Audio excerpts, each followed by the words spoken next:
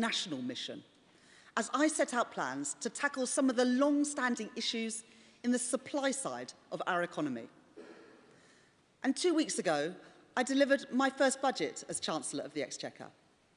It was a once-in-a-Parliament budget to wipe the slate clean. It was a budget that tackled two elements in our plan for economic growth. First, it provided economic stability by putting our public finances back on a firm footing.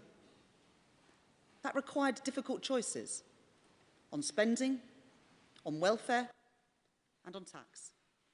But by making those tough choices now, we are providing stability for the long term. Because instability in our public finances leads to instability in our financial markets. That is not good for investment. That is not good for growth, and it is not good for business.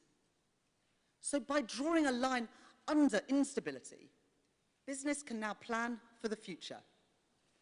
And we have provided stability for our public services too, which must now deliver within the spending envelope that they have been set. And through reform, they must live within their means. The second step that we took to improve economic growth at the budget was to change course on public investment. Public investment was set to fall by nearly 1% of GDP under the plans that I inherited. That would have held back our growth potential for many years to come. As the International Monetary Funds have set out, low levels of public investment have been a major contributing factor to the UK's weak growth performance, not least because it makes it harder to catalyse the private investment that we so badly need. Now, as a result of the measures that we have taken, public investment will be £100 billion higher over the next 5 years, creating jobs and driving growth and opportunity across the United Kingdom. This will be delivered alongside a series of vital guardrails to ensure that spending delivers the very best value for money, provides returns for taxpayers, catalyses private investment, and significantly boosts growth and productivity. Because of the steps that we took, the Office of Budget Responsibility have set out that in the long term, our policies would permanently increase the supply capacity of the economy. But that does not represent the height of my ambition.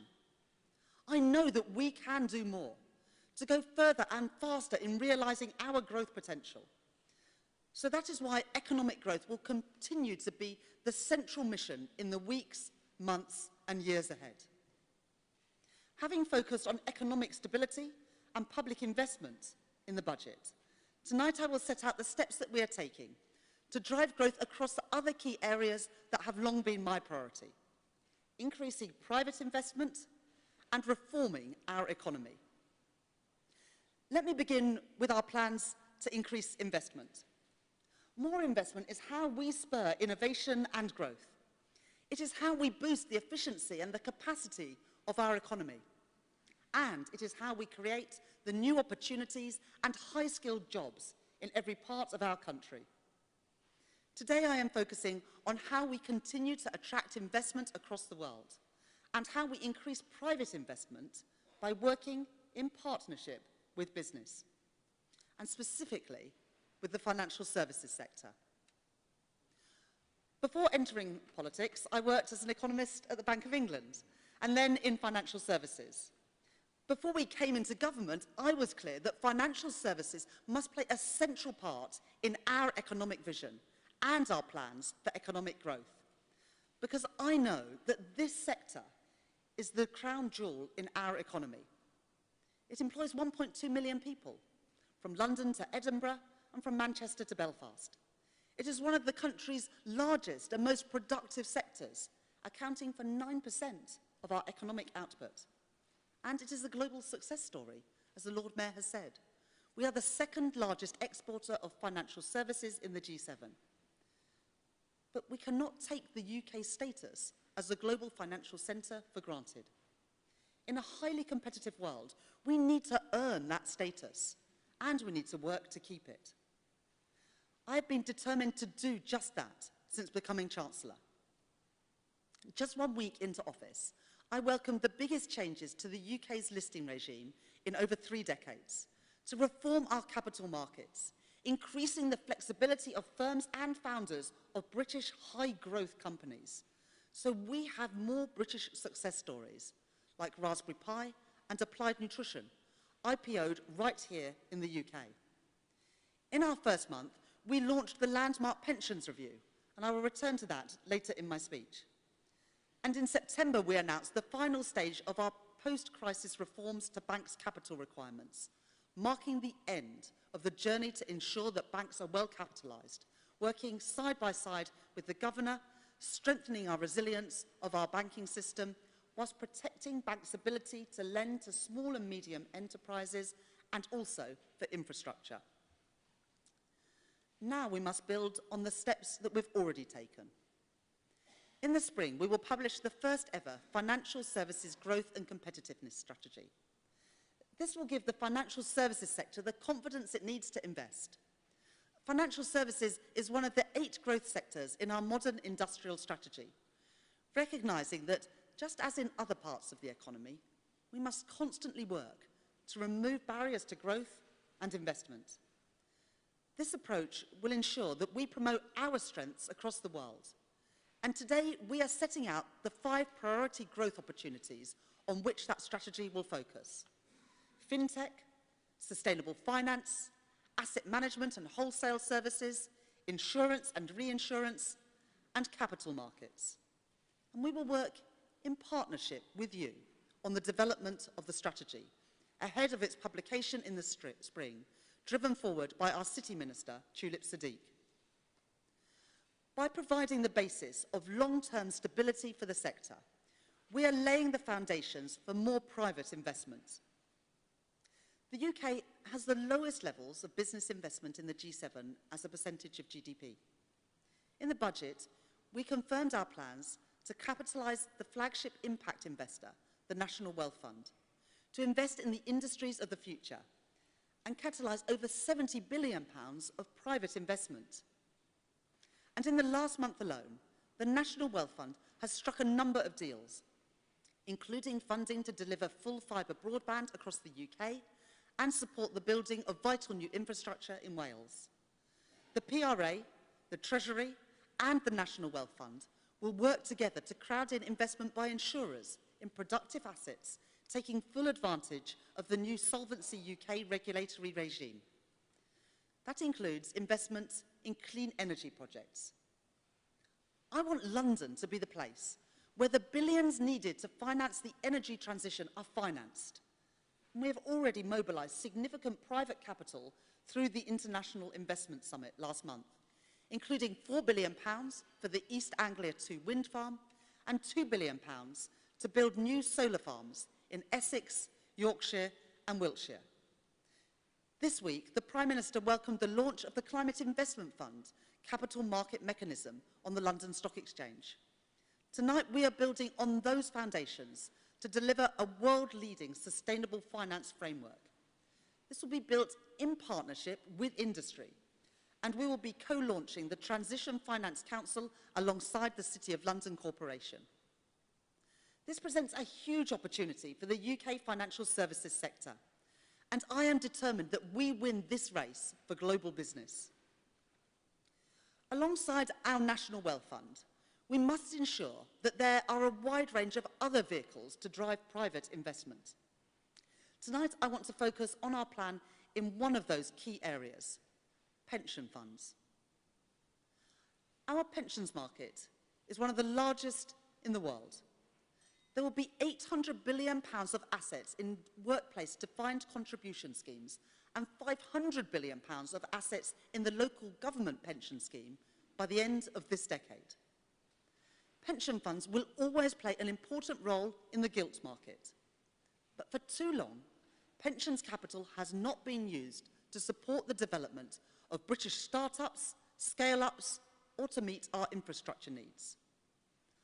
I have long been of the view that this hurts our economy because our highest potential businesses cannot expand, and savers are not seeing the returns on their investment which they deserve. So I was pleased when the previous government, led by my predecessor as Chancellor, working with industry, took steps through the Mansion House Compact to encourage more pension fund investment into productive assets. I welcome those reforms, and we will take them forward. But now we need to go further. That is why one of my first steps as Chancellor was to announce the Pensions Investment Review, led by our first ever joint Treasury and DWP Minister for Pensions, Emma Reynolds, who has worked with many of you over recent months. Australian pension schemes invest around 3 times more in infrastructure investment compared to defined contribution schemes in the UK, and 10 times more in private equity, including in high-growth businesses compared to the UK. One of the key reasons for this is the much larger size of their funds, while our pensions landscape remains highly fragmented. That means many of our pension funds do not have the capacity to invest at the scale required.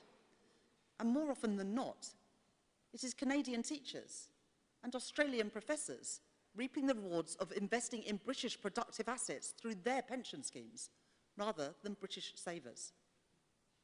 That's not good enough, and we need to change that. So tonight, we are publishing the interim report of the Pensions Investment Review.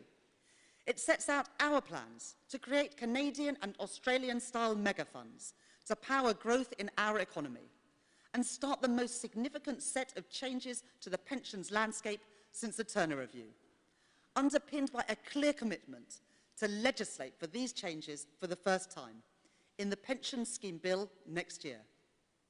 We will deliver a significant consolidation of the defined contribution market to enable schemes to deliver better saver outcomes while investing to support growth. And we will legislate on measures to consolidate the local government pension scheme, one of the largest pension schemes in the world, and require that the 86 local government pension scheme administering authorities consolidate all of their assets into 8 pools. These reforms will deliver real change in our economy through consolidation of the DC market and the local government pension scheme into mega funds.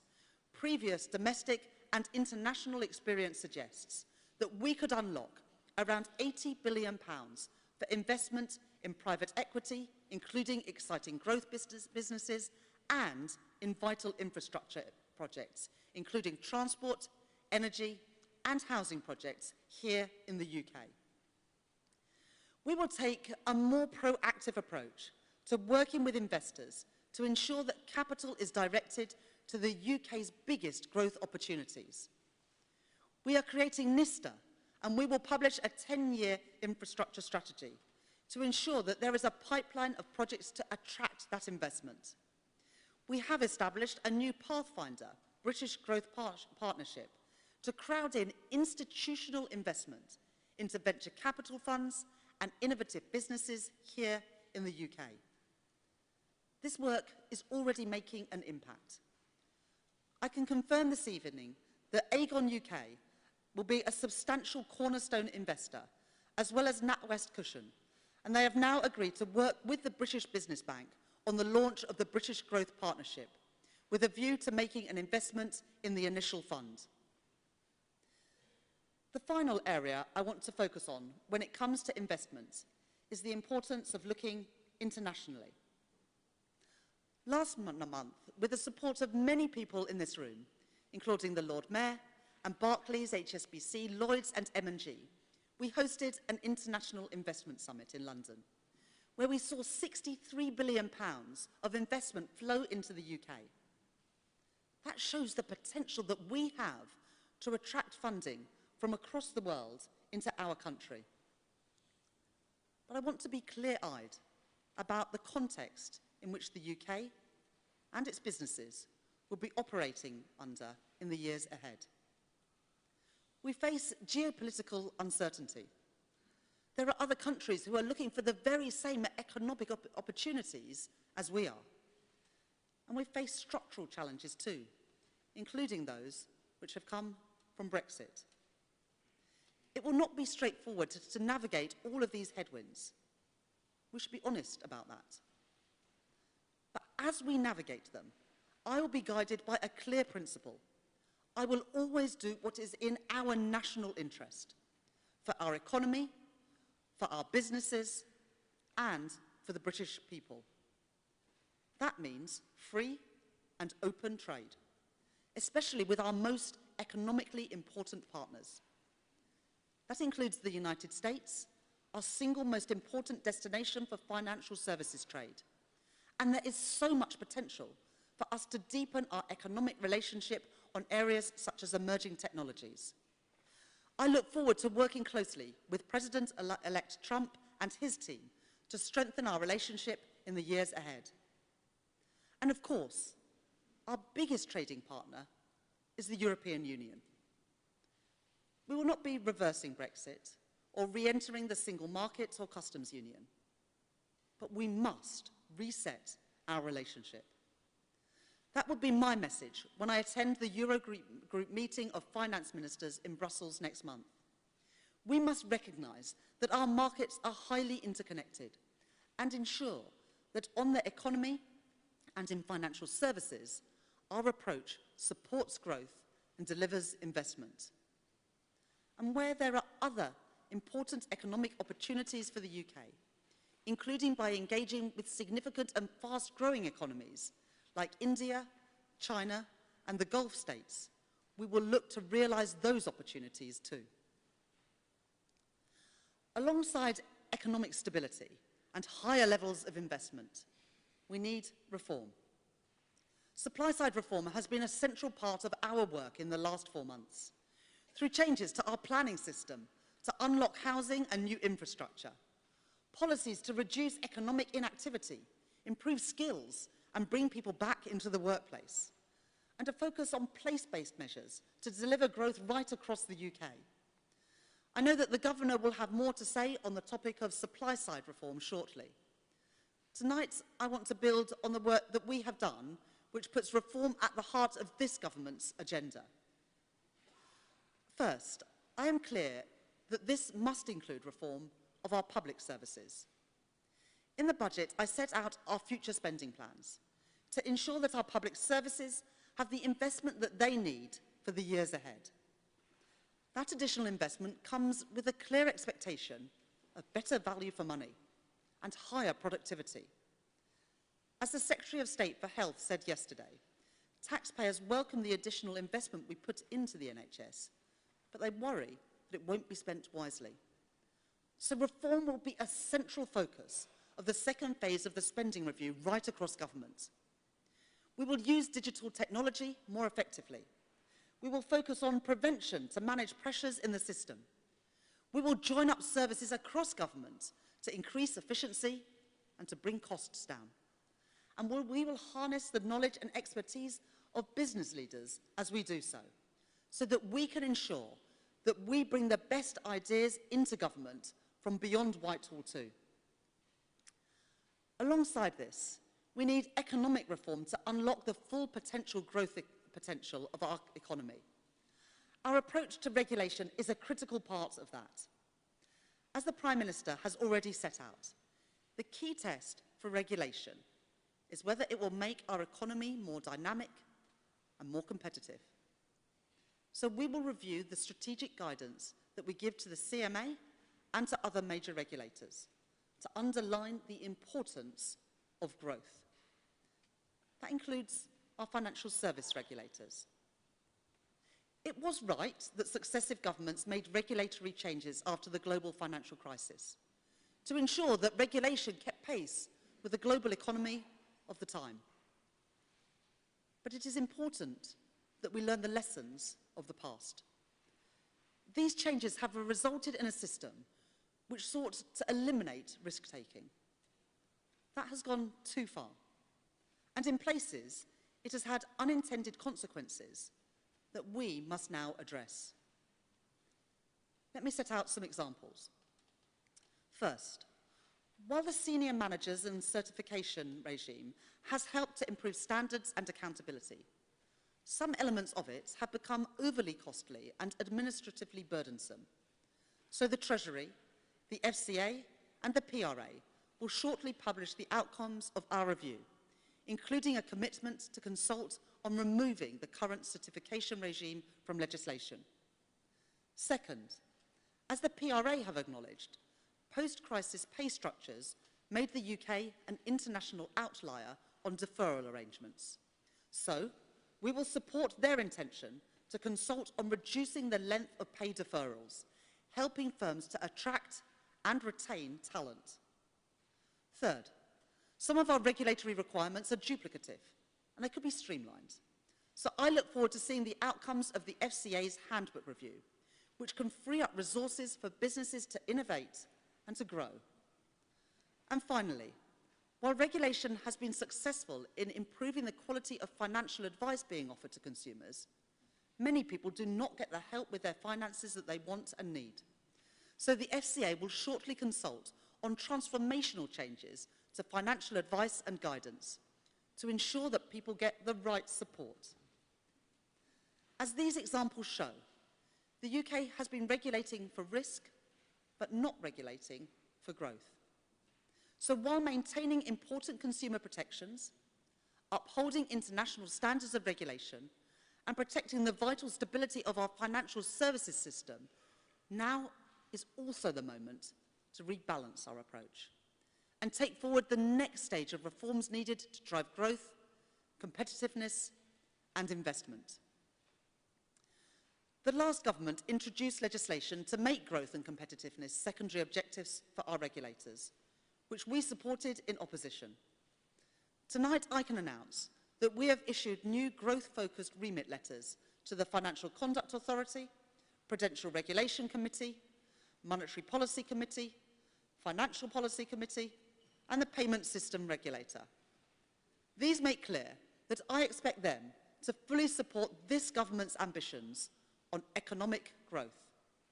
I welcome the work that the FCA and the PRA have already started, and I look forward to seeing their next steps to deliver that growth and competitiveness.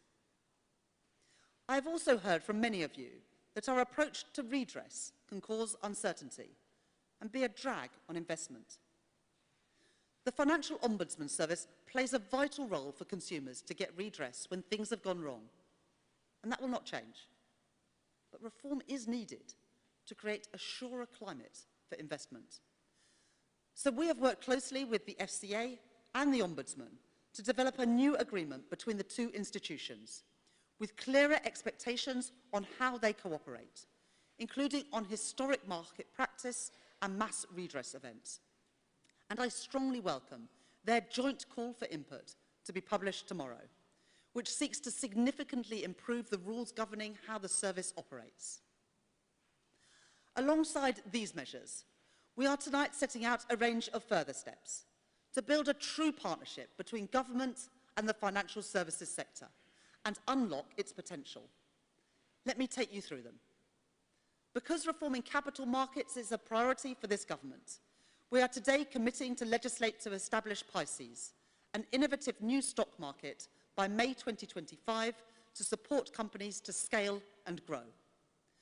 We are supporting innovation in the financial services sector by launching a pilot to deliver a digital gilt instrument, referred to as Digit, using distributed ledger technology.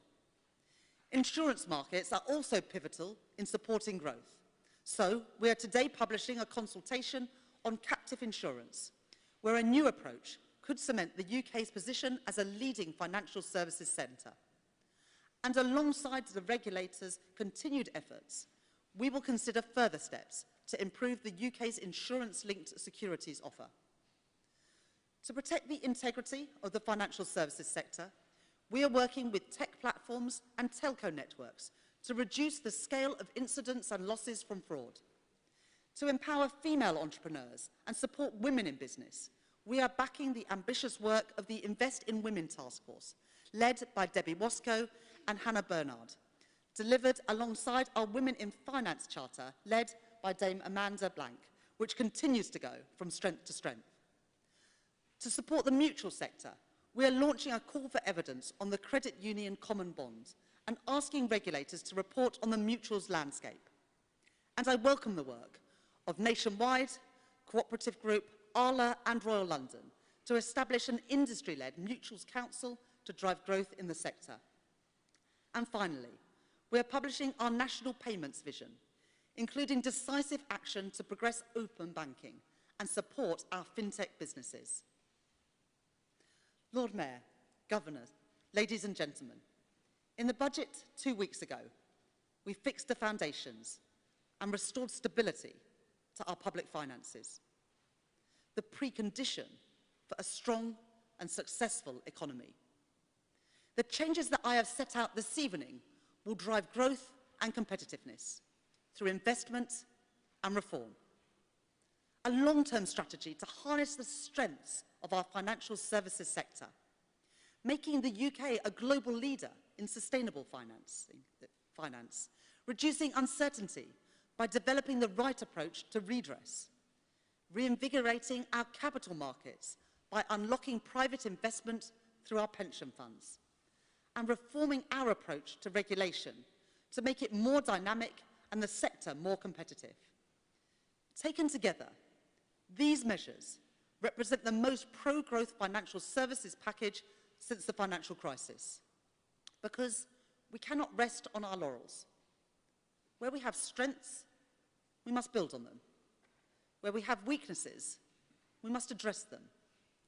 And in everything we do, we will work together, with you, in partnership, because that is what our country needs to prosper and to grow.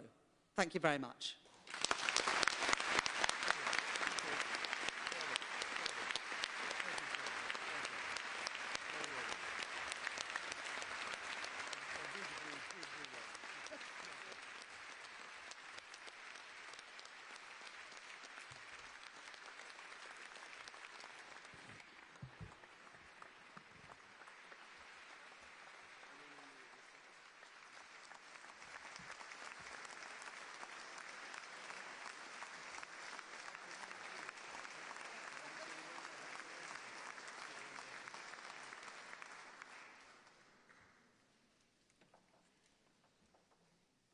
Silence for the Governor of the Bank of England, Dr. Andrew Bailey.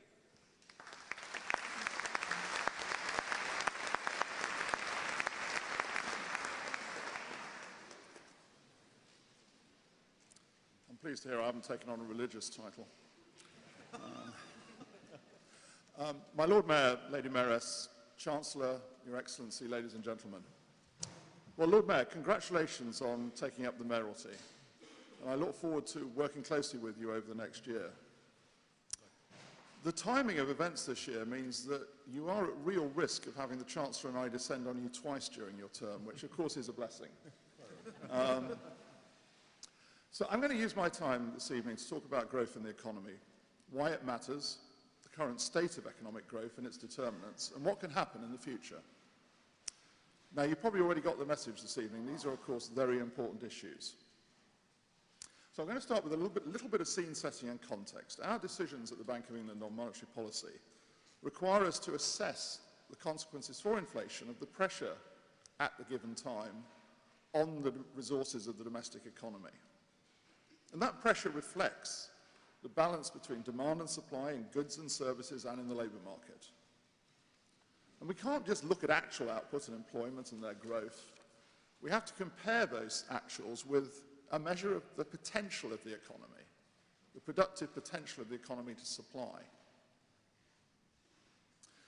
This way we can assess the utilisation of resources, but we can't actually directly observe that productive potential. It has to be estimated, and from that we can produce an assessment of the degree of slack and spare capacity in the economy. Now, this is crucial for the MPC when we assess inflationary pressures in the economy. But of course, the overall significance of this goes much beyond that. Because as well as being the speed limit for how quickly the economy can grow without causing upward inflationary pressure, it also determines the growth of wealth in the long run and is critical in many aspects of public policy, including fiscal policy. So what determines that potential supply?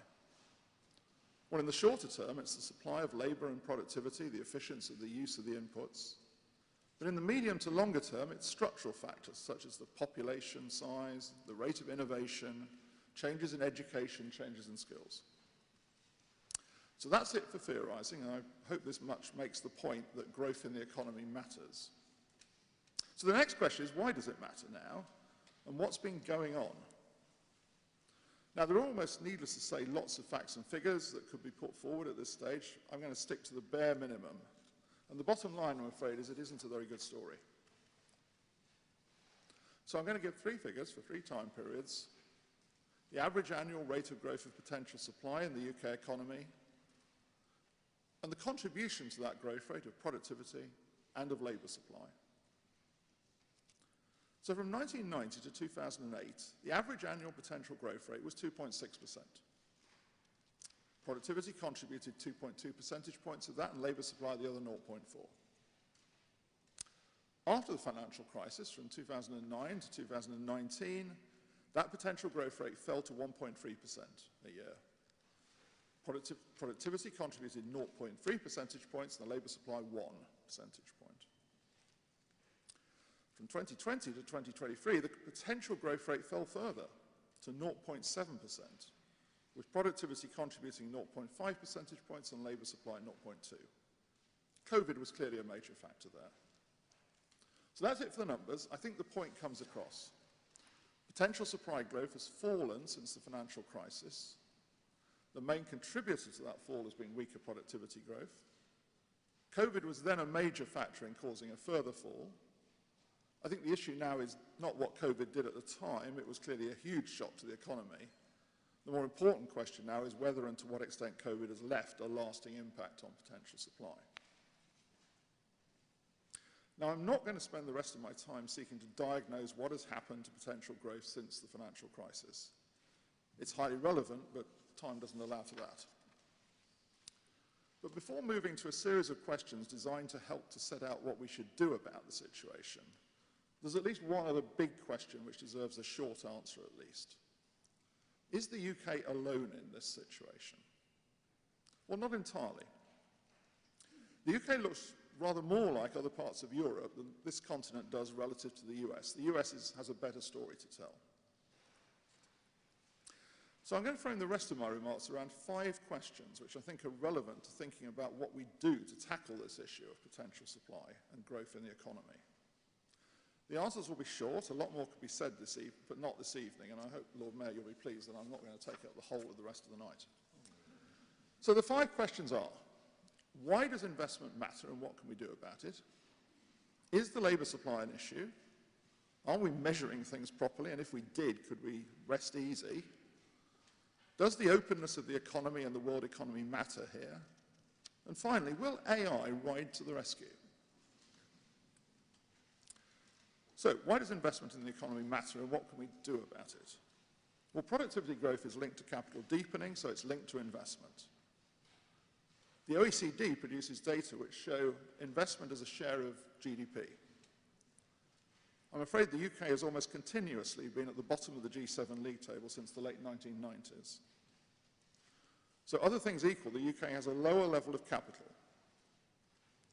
And looking over the last 10 years, business investment in the UK has been particularly weak by G7 standards. So we do need to encourage business investment in the UK. Public investment is important as a foundation. We need better infrastructure and investment in education and health services. So, Chancellor, I welcome the plans you've set out in the budget and the focus you have placed on public capital investment. To those who have pointed out that this will not, using the OBR's projections, raise the potential growth rate substantially, my response to that is, well, of course it won't on its own. The OBR does project an increase in potential growth, but that needs to be accompanied by stronger business investment, just as you've set out this evening, Chancellor. And that business investment will depend on quite a few things, including good public infrastructure. The Lord Mayor kindly described me as a veteran earlier on. That's really good of you. Veteran of quite a few dinners at the Mansion House. And I say this because I well remember, Lord Mayor, a number of your predecessors exhorting the Chancellor of the day to build Crossrail, as it was then known. Well, it wasn't always easy, and it took rather more time and rather more money than was expected. But let's say this, we have the Elizabeth line now, and it's really good. So it is worth remembering this story about what we can do. The second big need for investment is the financial system being organised to supply capital. This has been a regular subject at these dinners, not least because, as you said, Lord Mayor, the tireless and continuous advocacy of Sir Nicholas Lyons. And pension issues are important here, as the Chancellor has said. The UK pension system is too fragmented in this respect.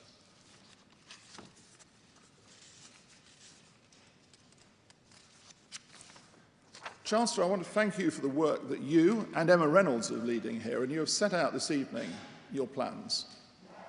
It is, I'm afraid, heavy lifting, and a lot of it. But you will have and must have all of our support. And as I've said recently, as well as addressing fragmentation of pension funds, we have to encourage investment in the real economy. Requiring or trying to compel investment is not the answer, but saying that cannot take the issue off the table, far from it, as you have very rightly said. And as the Lord Mayor has said, the City has an important role to play here in working to help to solve this issue. So the next question is labour supply. Is it an issue? Yes. Because it is, along with productivity, the main determinant of potential supply in the economy and growth. In the medium to long term, the dominant influence here is likely to be the ageing population. The UK is very far, of course, from being alone in this respect. But there are shorter-term trends and determinants as well in terms of labour supply, and I will come on to these in a moment. But the ageing population does mean the tide is running against us in terms of labour supply. It makes the productivity and investment issue all the more important. And I will say this, that when we think about broad policy on labour supply, the economic arguments really must feature in that debate. So the third question is, are we measuring things properly and does it matter? Now, oh no, you're thinking at this point, he's going to go on about data again. Well, don't worry, I'm not. But we probably are not measuring things properly. To some degree, we never do and never can. But we can't fall back on the measurement issue and assume the thing away.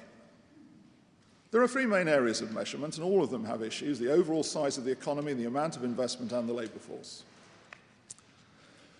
Now, the economy is actually probably bigger than we think it is. Why is that? Because we're not very good at measuring intangibles, and these are the new economy, after all. The ONS is going to include the value of data as an asset in the overall size of GDP in the next few years.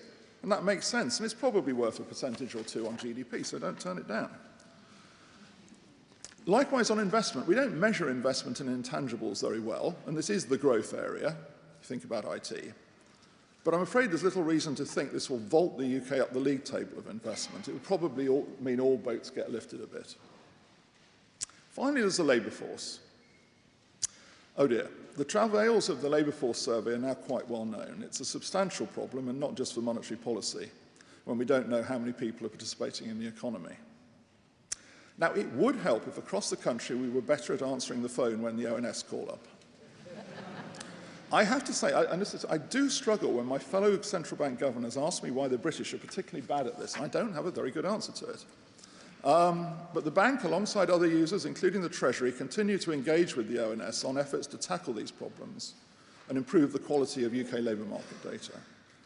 So measurement is an issue, but it doesn't take away the need to raise potential supply and growth in the economy. Question 4, does the openness of the economy matter for potential supply? Yes. Openness to trade in goods and services affects productivity by facilitating competition, innovation, and specialisation.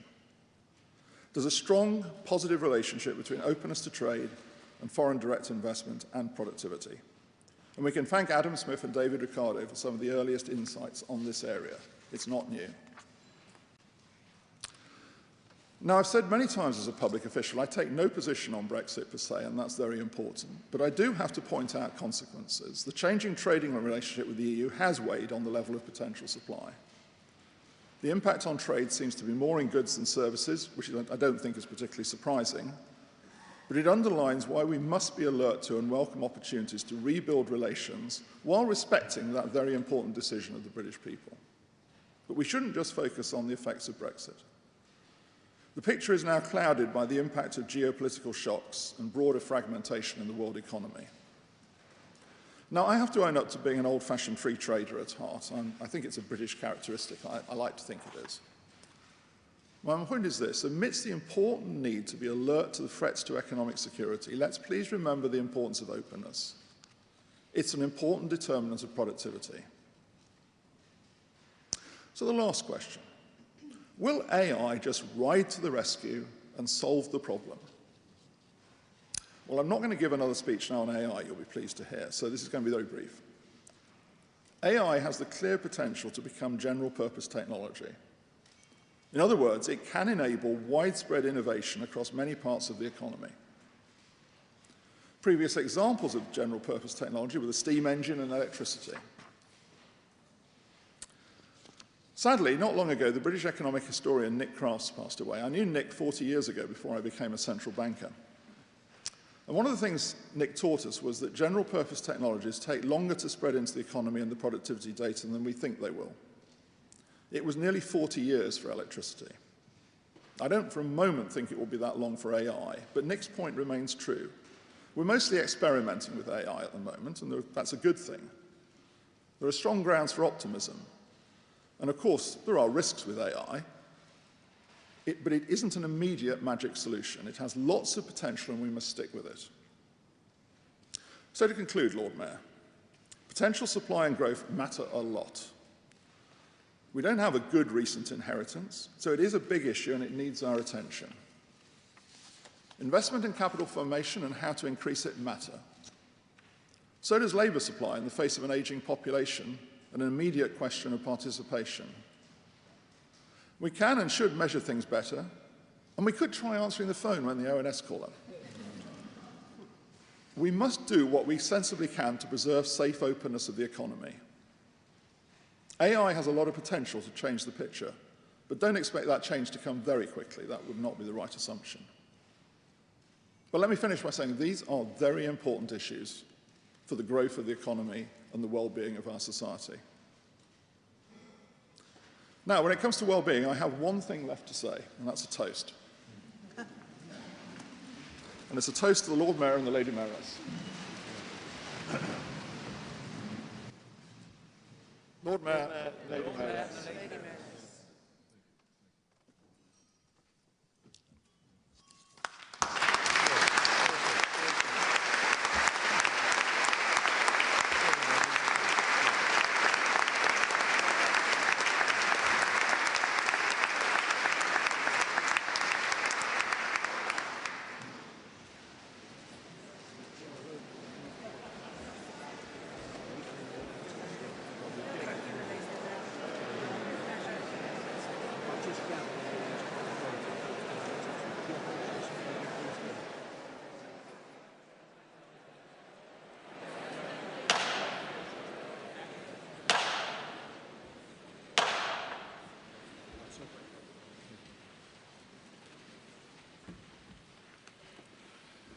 Chancellor, Governor, ladies and gentlemen,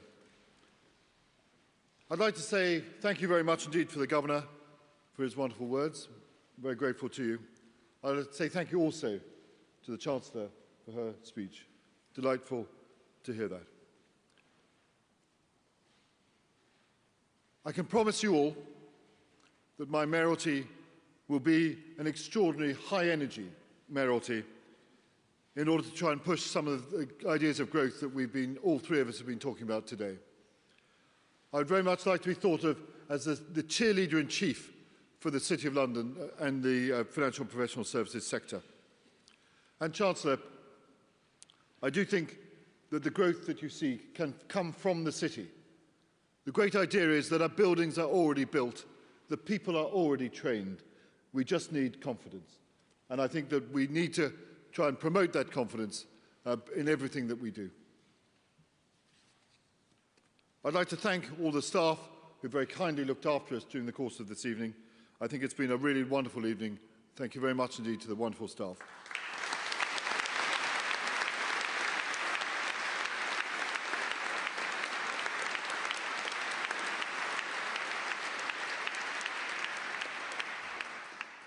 I'd like to thank also those people who have very kindly organised this remarkable event.